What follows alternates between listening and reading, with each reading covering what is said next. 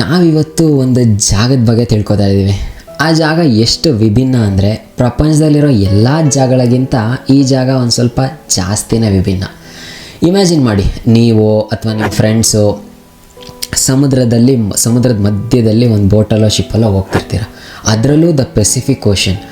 ಎಷ್ಟು ಮಧ್ಯ ಇರ್ತೀರಾ ಅಂದರೆ 2000 ಕಿಲೋಮೀಟ್ರ್ವರೆಗೂ ಯಾವುದೇ ಮನುಷ್ಯರಾಗಲಿ ಪ್ರಾಣಿಗಳಾಗಲಿ ಏನೂ ಸಿಗಲ್ಲ ನಿಮಗೆ. ಹಾಳಾಗೋಗಲಿ ಒಂದು ಐಲ್ಯಾಂಡ್ ಕೂಡ ಸಿಗಲ್ಲ, ಅಷ್ಟು ಮಧ್ಯದಲ್ಲಿ ಇರ್ತೀರ. ನಿಮಗೆ ಯಾವುದೋ ಮನುಷ್ಯರಿಗಿಂತ, ಯಾವುದೋ ದೇಶದ ಮನುಷ್ಯರಿಗಿಂತ ನಿಮ್ಮ ತಲೆ ಮೇಲಿರೋ ಆಸ್ಟ್ರೋನಾಟ್ಸೇ ಹತ್ರ ಇರ್ತಾರೆ. ಹೌದು, ISS ಅಂದರೆ ಇಂಟರ್ನ್ಯಾಷನಲ್ ಸ್ಪೇಸ್ ಸ್ಟೇಷನ್ ನಿಮ್ಮ ತಲೆ ಮೇಲೆ ಅಂದರೆ ಆಕಾಶದಲ್ಲಿ ಜಸ್ಟ್ 400 ಕಿಲೋಮೀಟ್ರ್ ದೂರದಲ್ಲಿ ಆರ್ಬಿಟ್ ಮಾಡ್ತಾ ಇರುತ್ತೆ. ಆದರೆ ಈ ಜಾಗಕ್ಕೆ ಒಂದು ಹತ್ತಿರವಾದ ಭೂಮಿ 2633 ಕಿಲೋಮೀಟ್ರ್ ದೂರದಲ್ಲಿದೆ. ಯಾವುದಪ್ಪ ಈ ಜಾಗ ಅಂತೀರಾ? ಅದೇ the loneliest point on the earth. Welcome to Point Nemo. And ಇದು ದ ಲೋನ್ಲಿಯೆಸ್ಟ್ ಮಾತ್ರ ಅಲ್ಲ, ಇದು ಮನುಷ್ಯರೇ ಮಾಡಿರೋ ಗ್ರೇವ್ ಯಾರ್ಡ್ ಕೂಡ ಹೌದು. ಅದೇಂಗೆ 2000 ಕಿಲೋಮೀಟ್ರ್ ಸುತ್ತಮುತ್ತ ಮನುಷ್ಯರೇ ಇಲ್ಲ ಅಂತೀಯಾ, ಮತ್ತು ಮನುಷ್ಯರು ಮಾಡಿರೋ ಗ್ರೇವ್ ಯಾರ್ಡ್ ಹಿಂಗೆ ಅಂತೀರಾ? ಅದನ್ನೇ ಇವತ್ತಿನ ಕಥೆಯಲ್ಲಿ ತಿಳ್ಕೊಳ್ಳೋಣ. ಎಲ್ಲರಿಗೂ ಕತೆ ಕಾರ್ನರ್ ಚಾನಲ್ಗೆ ಸ್ವಾಗತ.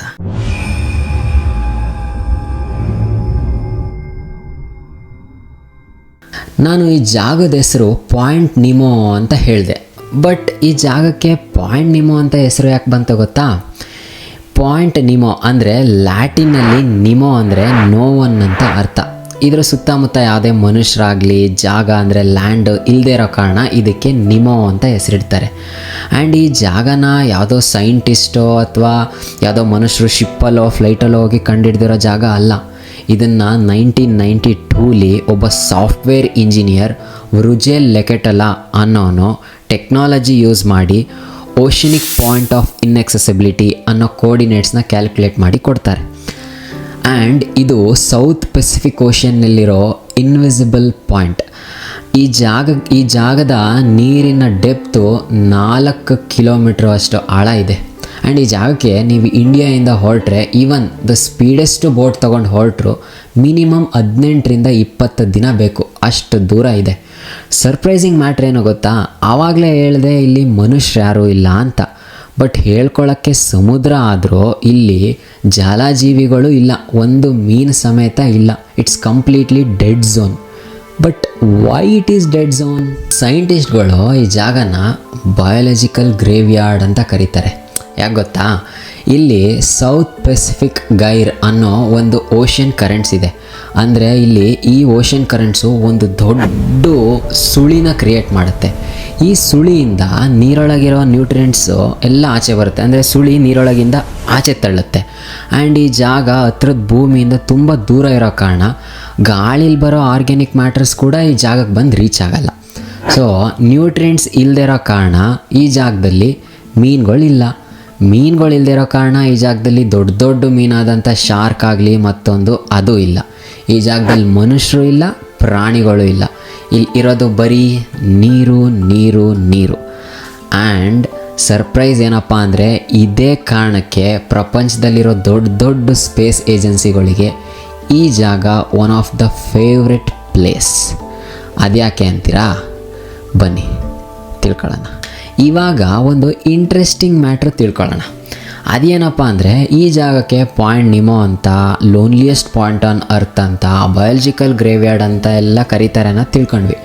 ಅದ್ರ ಜೊತೆಗೆ ಈ ಜಾಗಕ್ಕೆ ಸ್ಪೇಸ್ ಕ್ರಾಫ್ಟ್ ಸಿಮಿಟ್ರಿ ಅಂತಲೂ ಕರೀತಾರೆ. ಅಂದರೆ ಅಂತರಿಕ್ಷ ನೌಕೆಗಳ ಸ್ಮಶಾನ ಅಂತ.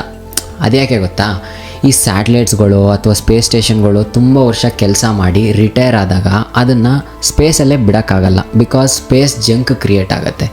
ಅಥವಾ ಅದನ್ನು ತಂದು ಯಾವುದೋ ಸಿಟಿಲೋ ಎಲ್ಲೋ ಸಿಟಿ ಮಧ್ಯದಲ್ಲಿ ಡಂಪ್ ಮಾಡೋಕ್ಕಾಗಲ್ಲ. ಬಿಕಾಸ್ ಯಾವುದೋ ಬಿಲ್ಡಿಂಗ್ ಮೇಲೋ ಮನುಷ್ಯರ ಮೇಲೋ ಬಿದ್ದರೆ ಸುಮಾರು ಸಾವು ನೋವು ಎಲ್ಲ ಕ್ರಿಯೇಟ್ ಮಾಡುತ್ತೆ. ಅದಕ್ಕೆ ಅಂತಲೇ ದೊಡ್ಡ ದೊಡ್ಡ ದೇಶಗಳು, ಇವನ್ USA, ರಷ್ಯಾ, ಯುರೋಪ್, ಇಂಡಿಯಾ ಎಲ್ಲ ದೇಶಗಳು ಈ ಥರ ಸ್ಯಾಟಲೈಟ್ಸ್ ರಿಟೈರ್ ಆದಾಗ ಇದನ್ನು ಈ ಜಾಗಕ್ಕೆ ಕಂಟ್ರೋಲ್ಡ್ ಕ್ರ್ಯಾಶ್ ಮಾಡ್ತಾರೆ. ಬಿಕಾಸ್ ಇಲ್ಲಿ ಯಾವುದೇ ಮನುಷ್ಯರಿಲ್ಲ, ಯಾವುದೇ ಡೇಂಜರಸ್ ಏನೂ ಆಗಲ್ಲ. ಆ್ಯಂಡ್ ಆಲ್ರೆಡಿ ಈ ಜಾಗದಲ್ಲಿ 260ಕ್ಕೂ ಹೆಚ್ಚು ಸ್ಯಾಟಲೈಟ್ನ ಡಂಪ್ ಮಾಡಾಗಿದೆ. 2001ನಲ್ಲಿ ರಷ್ಯಾದ famous space station Mir space station ಕೂಡ ಇಲ್ಲೇ ಡಂಪ್ ಮಾಡಿದ್ದು. ಮತ್ತು ಇನ್ನೊಂದು ಮ್ಯಾಟ್ರ್ ಏನು ಅಂದರೆ 2030ಲಿ world biggest space station retire ಆಗ್ತಿದೆ. ಅದೇ ISS ಇಂಟರ್ನ್ಯಾಷನಲ್ ಸ್ಪೇಸ್ ಸ್ಟೇಷನ್. ಅದು ರಿಟೈರ್ ಆದಾಗಲೂ ಕೂಡ ಇದೇ ಜಾಗಕ್ಕೆ ಬಂದು ಡಂಪ್ ಮಾಡ್ತಾರೆ.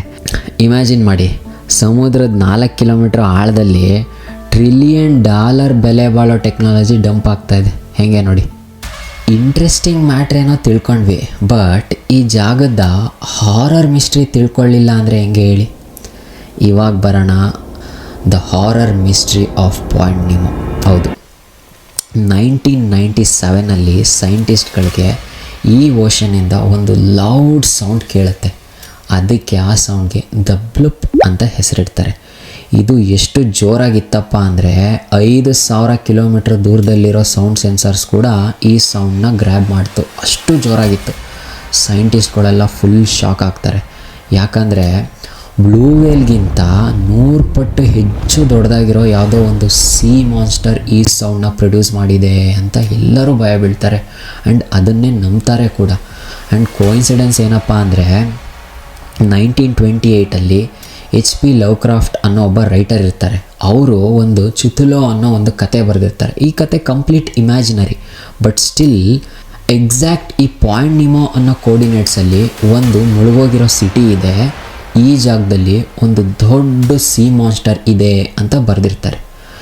ಬಟ್ ಇದು ಕೋಇನ್ಸಿಡೆನ್ಸಾ ಅಥವಾ 1928ಅಲ್ಲಿರೋ ಒಬ್ಬ ರೈಟ್ರಿಗೆ ಈ ಕೋರ್ಡಿನೇಟ್ಸ್ ಬಗ್ಗೆ ಹೇಗೆ ಗೊತ್ತಿಲ್ಲ. ಬಟ್ 2005ಅಲ್ಲಿ ಈ ಮಿಸ್ಟ್ರಿಗೆ ಒಂದು ಆನ್ಸರ್ ಸಿಗುತ್ತೆ. ಅದೇನಪ್ಪ ಅಂದರೆ, ಇದು ಯಾವುದೋ ಸಿ ಮಾನ್ಸ್ಟರಿಂದ ಬರ್ತಿರೋ ಸೌಂಡ್ ಅಲ್ಲ, ಅಂಟಾರ್ಟಿಕಾದಲ್ಲಿ ದೊಡ್ಡ ಐಸ್ ಬರ್ಗ್ಸ್ಗಳು ಬ್ರೇಕ್ ಆದಾಗ ಬರೋ ಅಂಥ ಸೌಂಡು ಅಂತ. ಈ ಹಾರರ್ ಮಿಸ್ಟ್ರಿಗೇನೋ ಒಂದು ಆನ್ಸರ್ ಸಿಗುತ್ತೆ, ಬಟ್ ಈ HP ಲವ್ಕ್ರಾಫ್ಟ್ ರೈಟರ್ಗೂ ಈ ಕೋರ್ಡಿನೇಟ್ಸ್ಗೂ ಇರೋ ಕೋಇನ್ಸಿಡೆನ್ಸ್, ಈ ಮಿಸ್ಟ್ರಿ ಮಾತ್ರ ಮಿಸ್ಟ್ರಿಯಾಗೆ ಉಳ್ಕೊಂಡಿದೆ. ಗೈಸ್, ಈ ಪಾಯಿಂಟ್ ನಿಮೋ ನಮಗಂತೂ ಒಂದು ವಿಷಯ ತಿಳಿಸುತ್ತೆ. ನಾವು ಆಕಾಶದ ಬಗ್ಗೆ ತುಂಬ ತಿಳ್ಕೊಂಡಿದ್ದೀವಿ, ಬಟ್ ನಮ್ಮದೇ ಭೂಮಿ ಮೇಲಿರೋ ಈ ಓಷನ್ಸ್ ಬಗ್ಗೆ ನಾವು ತಿಳ್ಕೊಂಡಿರೋದು ತುಂಬ ಸ್ವಲ್ಪ. ಆ್ಯಂಡ್ ಈ ಪಾಯಿಂಟ್ ನಿಮೋಗೆ ನೀವ್ಯಾರು ಹೋಗೋರಿದ್ರೆ ನನ್ನೂ ಕರೀರಿ, ಒಟ್ಟಿಗೆ ಹೋಗೋಣ. ಈ ವಿಡಿಯೋ ನಿಮಗೆ ಇಷ್ಟ ಆಗಿದ್ದರೆ ಕತೆ ಕಾರ್ನರ್ ಚಾನಲ್ಗೆ ಸಬ್ಸ್ಕ್ರೈಬ್ ಮಾಡಿ, ನಿಮ್ಮ ಫ್ರೆಂಡ್ಸ್ಗೆ ಫ್ಯಾಮಿಲಿಗೆ ಶೇರ್ ಮಾಡಿ, ಲೈಕ್ ಮಾಡಿ. ಮತ್ತೊಂದು ದಿನ ಇನ್ನೊಂದು ಗ್ಲೋಬಲ್ ಸ್ಟೋರಿ ಒಟ್ಟಿಗೆ ಸಿಗ್ತೀನಿ. ಅಲ್ಲಿವರೆಗೂ ಕೀಪ್ ಕ್ವಶ್ನಿಂಗ್, ಕೀಪ್ ಲರ್ನಿಂಗ್. ನಮಸ್ಕಾರ.